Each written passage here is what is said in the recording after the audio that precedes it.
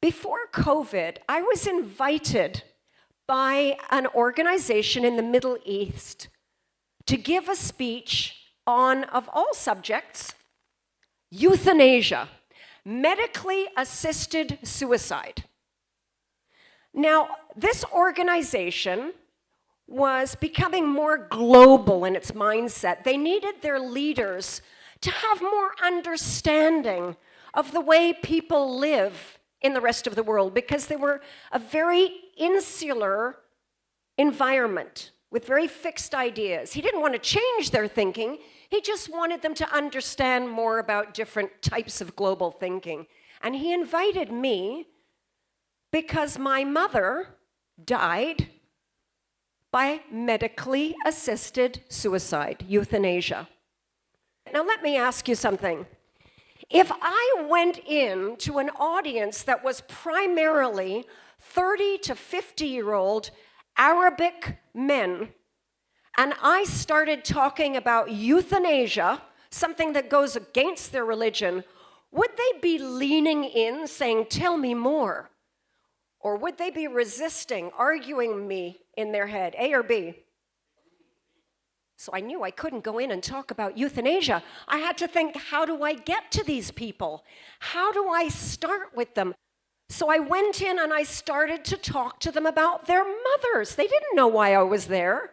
I talked to them about their mothers. And when I got them in that journey, thinking and feeling how much they respected their mother, I said to them, "May I talk about my mother? She's very much like your mother." And they said, "Yes."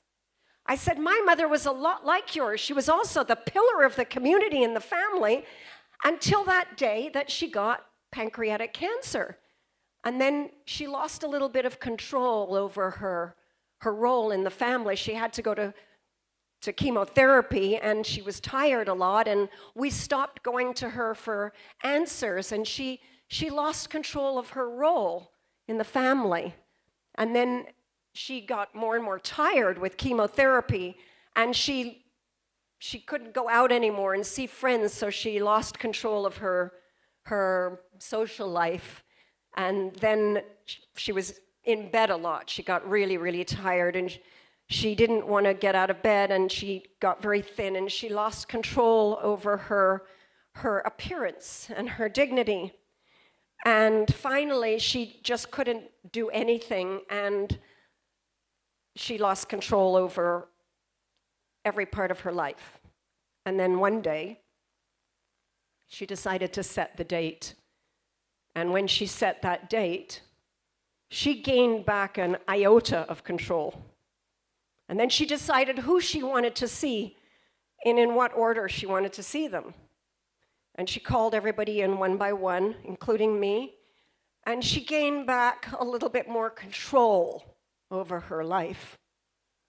And then the day before she died, she had somebody who had gone and bought her a gown, and she had, the day before, the manicurist came over and did her nails and her toes, and she had a hairstylist come and do her hair very nicely. And on that day, when the doctors came over, that final day, and she sat on her bed in the gown with her hair done and her nails done. And when the doctor said, "Do you need more time?" my mother said, "No, I'm ready."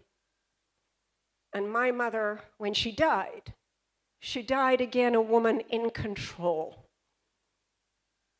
Now, when I'm telling these Arabic guys that story, and all I want them to do is to have more understanding of how people live, do you think I need a lot of data?